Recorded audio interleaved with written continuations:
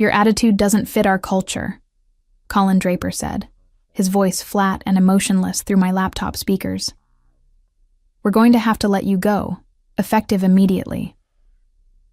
I stared at the screen in disbelief, my mind racing to process what was happening. Just yesterday, I had presented a comprehensive plan to improve our project management system, a plan that would have increased efficiency and transparency across the company. Colin, I don't understand. My proposal was about improving workflow and... The decision is final, Tanya. His eyes darted away from the camera.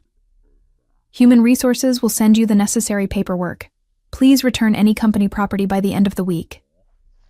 Before I could respond, he clicked, End meeting, and my screen went black. I sat there, stunned, in my home office in Fort Lauderdale. 7 years of dedication to Vertex Solutions, countless late nights ensuring projects were delivered on time, and this was how it ended. A 3-minute Zoom call, and a digital door slammed in my face. My name is Tanya Whitmore. At 40 years old, I had built my reputation as an operations analyst who gets things done. I had saved failing projects, smoothed over client relationships damaged by upper management's missteps, and consistently increased our efficiency metrics year after year. The clients loved me because I was straightforward and delivered results. What Colin didn't mention, what he carefully avoided saying, was that my proposed system would have revealed exactly how he and other executives were misallocating resources. The new tracking tools would have shown, with uncomfortable clarity, how budgets were being inflated and timelines manipulated to cover for poor planning at the top. I glanced at my notebook where I'd jotted down the key points of my presentation. Next to it was my phone, which had already begun to vibrate with messages from concerned colleagues who had heard the news. I didn't pick it up. Instead, I opened my laptop and created a new document. At the top, I typed, Whitmore Consulting Group, Business Plan. A strange calm settled over me. I had expected to feel rage or despair, but instead I felt something different, clarity. I had spent years building relationships with our clients, understanding their needs, and delivering solutions that actually worked. Those connections and that knowledge didn't belong to Vertex Solutions. They were mine. As the reality of my situation sank in, I realized this wasn't an ending.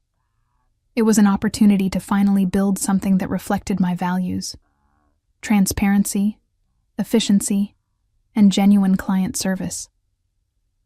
The phone continued to buzz, but I ignored it for now.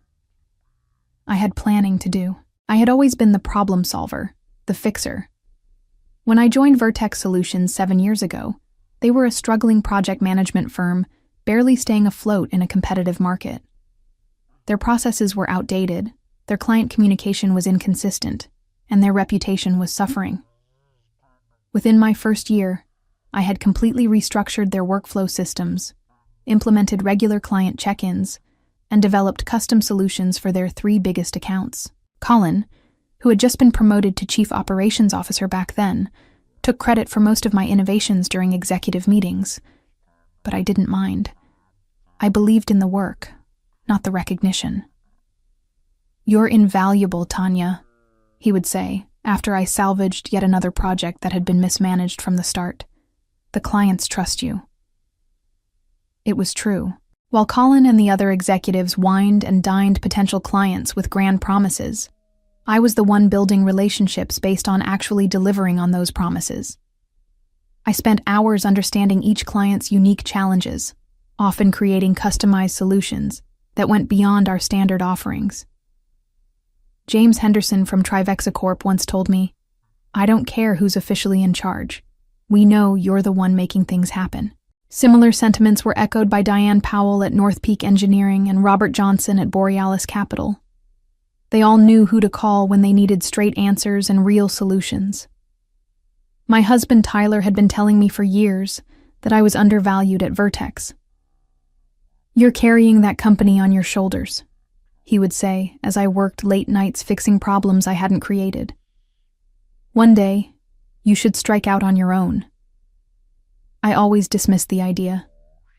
I had job security, a decent salary, and I was making a difference, even if it wasn't always recognized.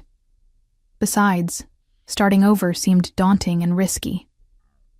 What Tyler couldn't see, what I was only beginning to realize myself, was how the company culture had been slowly deteriorating.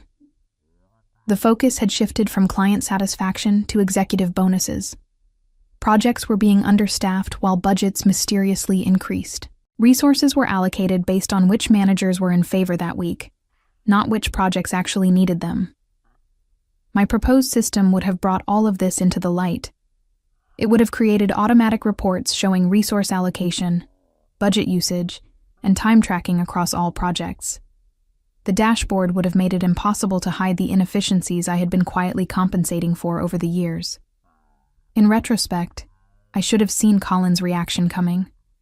My proposal wasn't just an improvement. It was a threat to the status quo that benefited him and his inner circle.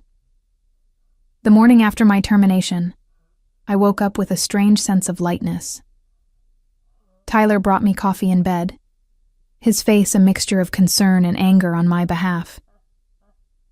"I still can't believe they fired you through a video call," he said, sitting on the edge of the bed. "After everything you've done for them." I took a sip of coffee and reached for my laptop. The funny thing is, I'm not even upset anymore. I'm relieved.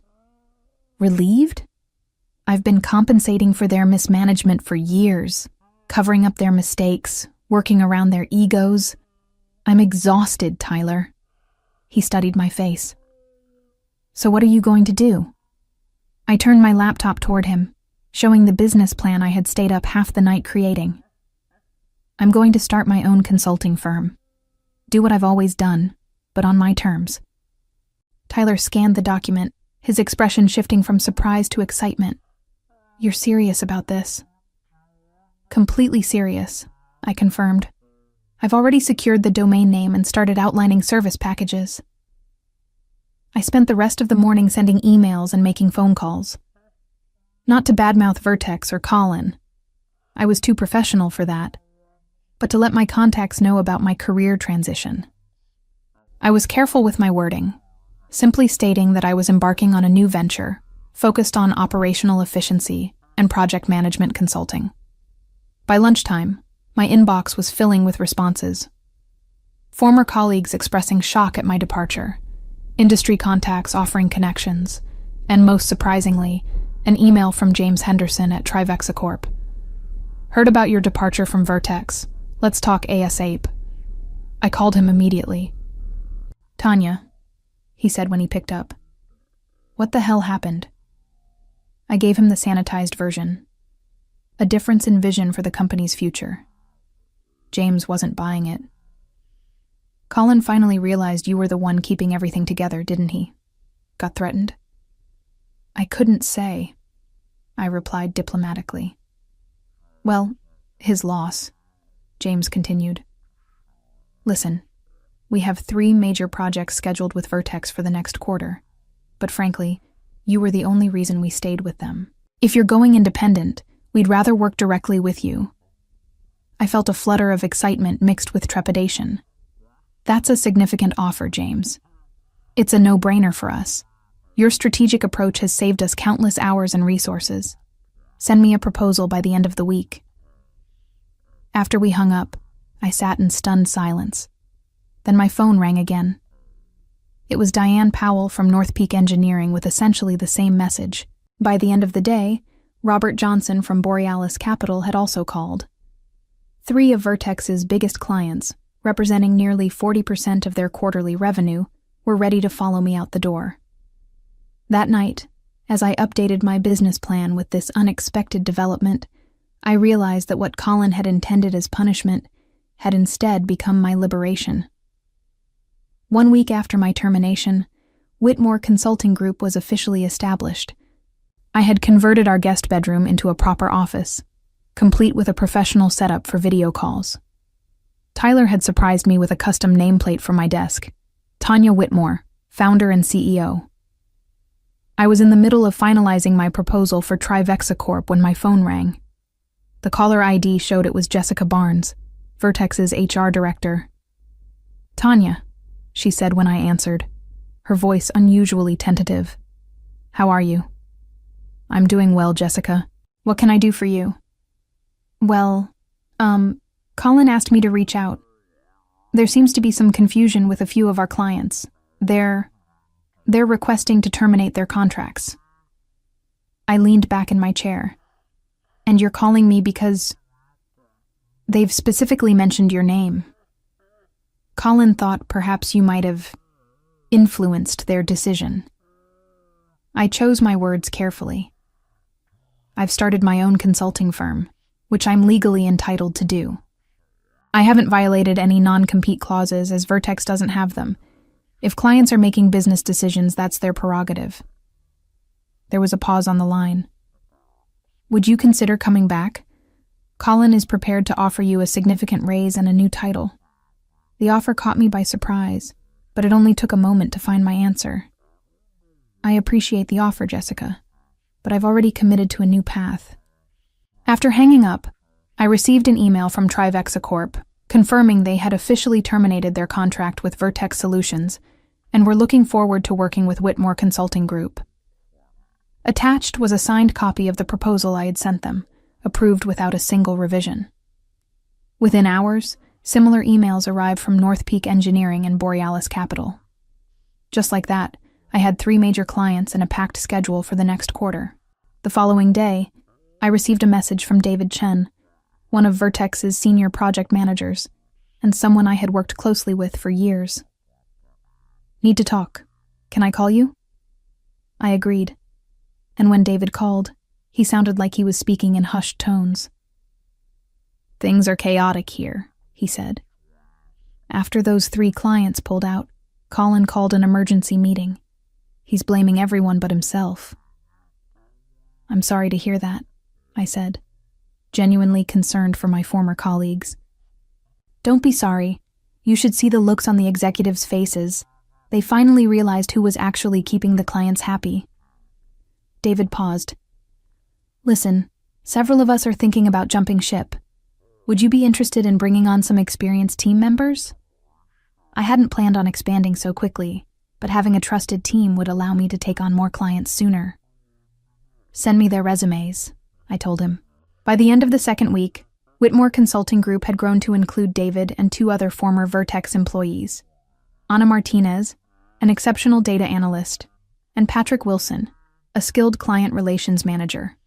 We set up shop in a small but professional office space I leased in downtown Fort Lauderdale. It was a stretch financially, but I knew the importance of presenting a credible business image to prospective clients. What I didn't realize was how quickly word would spread in our industry. My phone was ringing constantly with inquiries from potential clients who had heard about the new firm started by that miracle worker from Vertex. Meanwhile, I heard through industry contacts that Colin was scrambling to prevent further client defections. He had finally begun implementing some of the very changes I had proposed. Too little, too late. 3 months into running Whitmore Consulting Group, we had already outgrown our small office space. With a client list that was expanding weekly, and a team that now included 7 former Vertex employees, I was looking at larger offices and considering our long-term growth strategy. One evening, as I was wrapping up for the day, David stepped into my office with an unusual expression on his face. "You're going to want to see this," he said, placing his tablet on my desk. It was an industry newsletter with the headline, "Vertex Solutions Announces Restructuring Amid Client Exodus." The article detailed how the company had lost over 50% of its client base in just 12 weeks and was now laying off nearly a third of its staff. "Colin's been demoted," David added. "The board finally stepped in." I skimmed the article, feeling a complex mix of emotions. I hadn't set out to damage Vertex. I had simply created something better. "There's more," David said, taking back the tablet and navigating to another page. "Look who's reaching out." It was a LinkedIn message from Edward Novak, Vertex's CEO. "Tanya, I think we need to talk. The board has some questions about the systems you developed while at Vertex, and frankly, we could use your insights. Would you be open to a consultation?" I looked up at David, who was grinning now. "They want to hire you to fix the mess they created when they fired you." The irony wasn't lost on me. "Let me think about it," I told David. That night, I discussed the situation with Tyler over dinner. "You don't owe them anything," he reminded me. "But it could be good business to help them.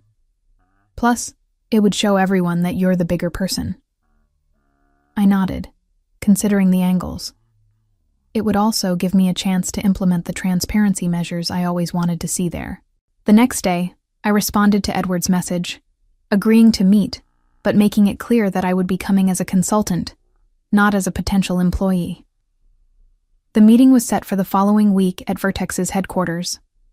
When I arrived, the atmosphere was noticeably different. The reception area was quieter, with fewer employees hurrying about. Edward greeted me himself, looking worn and humbled. "Thank you for coming, Tanya," he said, leading me to the conference room. "I appreciate your willingness to talk." In the conference room, I was surprised to find not only Edward, but also 3 board members. Colin was conspicuously absent. "Before we begin," Edward said once we were all seated, "I want to apologize for how your departure was handled. It was unprofessional, and as we've now realized, extremely short-sighted." One of the board members, an older woman I recognized as Victoria Winters, spoke up. "We've reviewed your proposal for system improvements from before your termination. It's exactly what this company needs, and frankly, should have implemented years ago. We'd like to hire Whitmore Consulting Group to implement those systems," Edward explained. "We're prepared to offer a very competitive contract." I listened carefully, asking detailed questions about their expectations and timeline.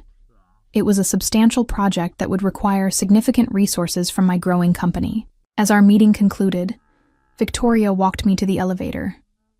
"Off the record," she said quietly, "Colin's decision to let you go might have been the most expensive mistake in this company's history. Some of us on the board are still trying to understand how it happened." I smiled politely. Sometimes it takes a disruption to see what's really valuable. As the elevator doors closed, I felt a sense of vindication wash over me, not because Vertex was struggling, but because my worth had finally been recognized, not just by them, but by the entire industry. The contract with Vertex turned out to be just the beginning. As news spread that Whitmore Consulting Group was now working with the very company that had fired its founder, our credibility in the industry soared. Businesses were intrigued by a consultancy that could deliver such value that even a former employer would swallow their pride to work with them. 6 months after launching my company, we had moved into a spacious office in a prestigious building in downtown Fort Lauderdale. Our team had grown to 15 employees, most of them specialists I had handpicked for their exceptional skills and client-focused mindset. On the day we signed our 10th major client, I organized a small celebration in the office. As we were raising glasses of champagne to toast our success, my assistant informed me that someone was asking to see me in reception. To my surprise, it was Colin Draper. "Do you have a minute?" he asked, looking uncomfortable in our sleek reception area. I led him to my office, curious about his unexpected visit. "Congratulations on your success," he began awkwardly, gesturing at the office around us. "You've built something impressive here." "Thank you," I replied neutrally. "What can I do for you, Colin?" He shifted in his seat. "I'm not here on behalf of Vertex. I was let go last month." I didn't respond, waiting for him to continue. "The transparency systems you implemented revealed some discrepancies in my management decisions." He cleared his throat. The board wasn't pleased. I couldn't help but appreciate the irony. The very system he had fired me for proposing had ultimately exposed his mismanagement. "I'm sorry to hear that," I said, though we both knew I wasn't. "Look, Tanya," he said, leaning forward. "I know I made a mistake with you. I was protecting myself instead of doing what was right for the company. But I'm good at what I do when I have the right guidance." He took a deep breath. "I'm here to ask if you might have a position available." The request was so unexpected that for a moment I couldn't respond. Colin Draper, the man who had fired me via Zoom without warning or discussion, was asking me for a job.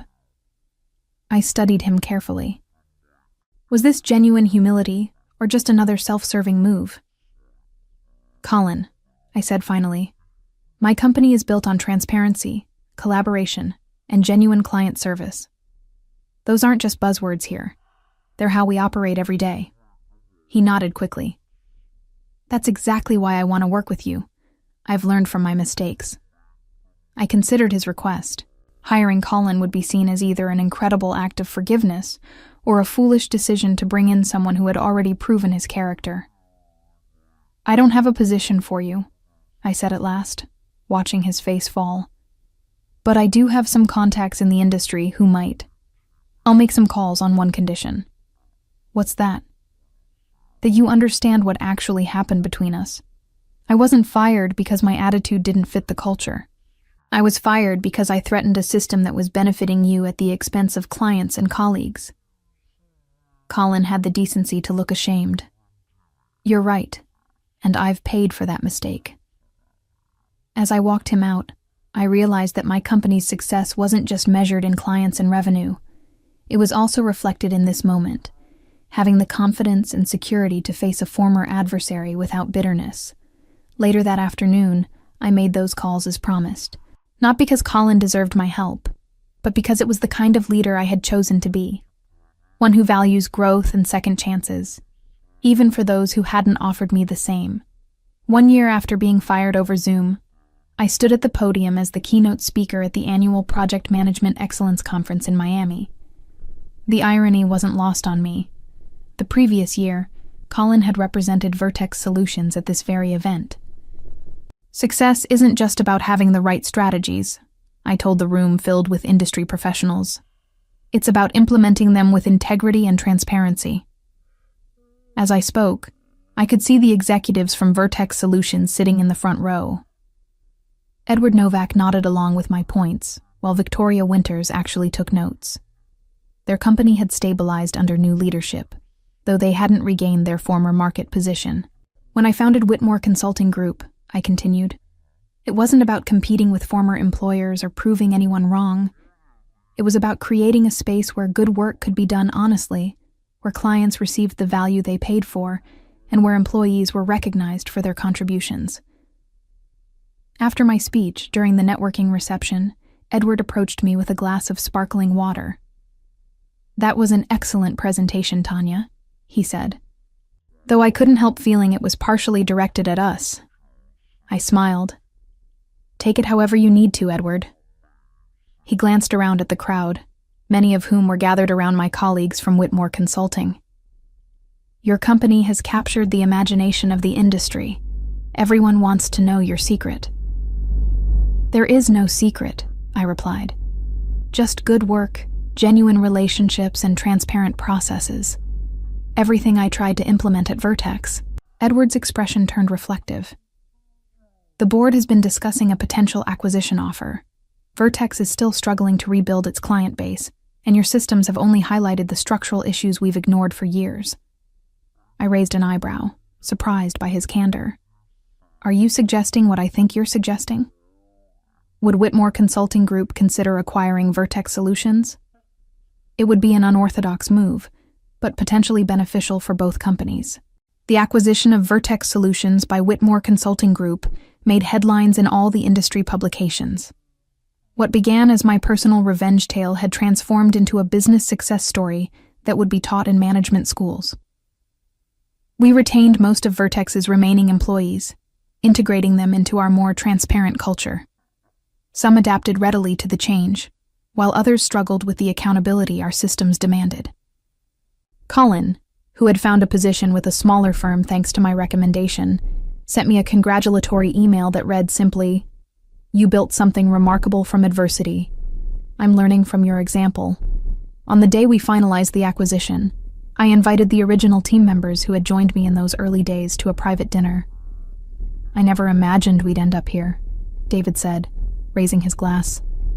"From that tiny office to owning the company that let us go." Anna laughed. I remember when we were scraping together equipment and working ridiculous hours. Now look at us. I looked around the table at the people who had taken a chance on my vision, when it was nothing more than a defiant response to being dismissed.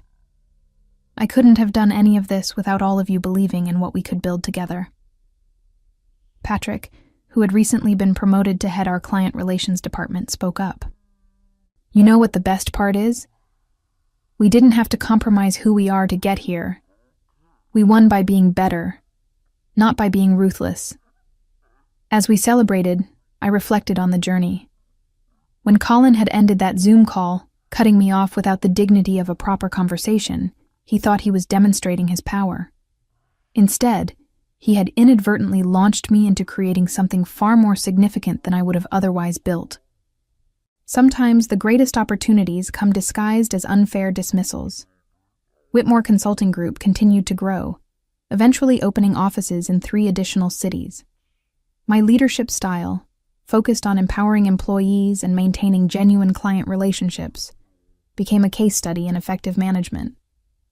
I often reflected on how being fired in that 3-minute Zoom call had become the best career development of my life, turning adversity into triumph through professionalism rather than petty revenge.